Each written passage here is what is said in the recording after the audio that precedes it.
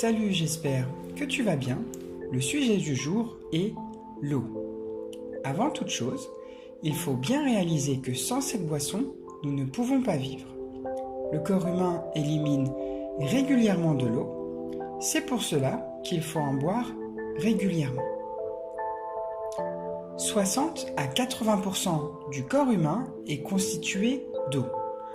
Quand on a la mucoviscidose, il est encore plus important de bien boire car on perd plus d'eau via la sueur, mais aussi pour fluidifier le mucus épais et collant.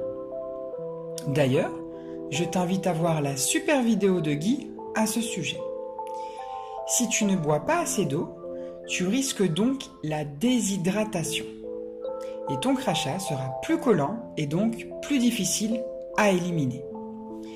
La déshydratation, c'est un manque d'eau et de sels minéraux dans le corps. Ces derniers sont essentiels au bon fonctionnement de ton organisme. Mais en fait, quels sont les signes de déshydratation ? Les signes de déshydratation les plus classiques sont des urines plus foncées que la couleur d'un jus de pomme, une bouche et une langue sèches. Lors d'une déshydratation sévère, on a même une perte de poids, une soif intense, un regard terne et des yeux enfoncés.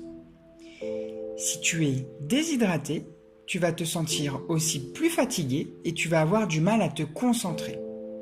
Tu peux aussi être constipé. Pour éviter tout cela, n'hésite pas à boire de l'eau tout au long de la journée. Le volume est adapté en fonction de l'âge. On en parlera en consultation. Tu dois être encore plus attentif à ton apport en eau s'il fait très chaud, si tu fais beaucoup de sport, si tu as de la fièvre, des vomissements ou de la diarrhée. En pratique, n'attends pas d'avoir soif pour boire.